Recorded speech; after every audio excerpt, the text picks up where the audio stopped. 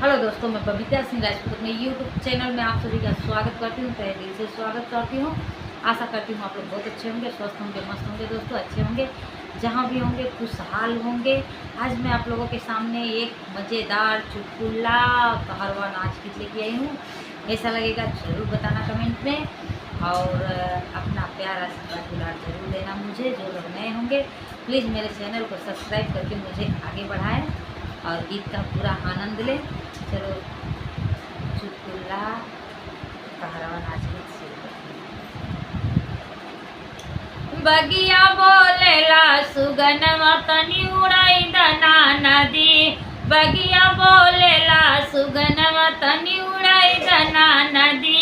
बगिया बोलेला सुगनवा तनी उड़ाई दना नदी।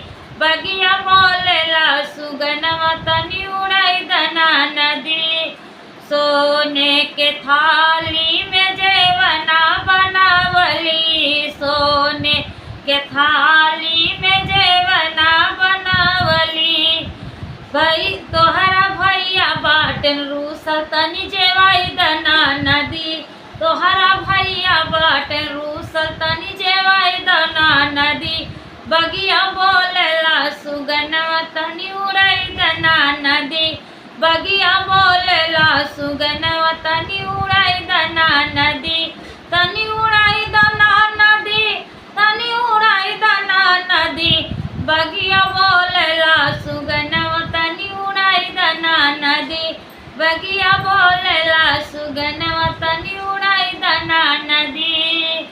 सोने के लोटा में जला भारी लायो। सोने के लोटा में जला भारी लायो। तनी घटाई दना नदी। तनी घटाई दना नदी। तोहरा भैया बाटन रूसल तनी घटाई दना नदी। तोहरा भैया बाटन रूसल तनी घटाई दना नदी। बगिया बोलेला सुगनवा तनी उड़ाई दना नदी। बगिया बोलेला सुगनवा तनी उड़ाई दना नदी। लवंगा इलायची के बीड़ा जोड़ाए।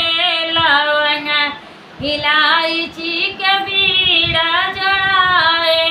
तनी कुचाई दना नदी। तनी कुचाई दना नदी।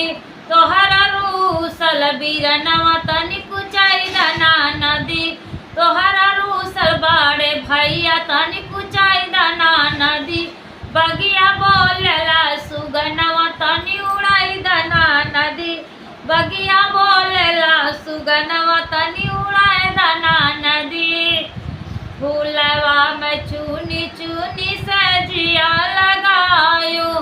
फूलवा में चुनी चुनी सजिया लगायो। तनी सोवाई दना नदी। तनी सोवाई दना नदी। बाटे भैया तोहरा रूसल तनी सोवाई दना नदी। बाटे बीरना तोहरा रूसल तनी सोवाई दना नदी।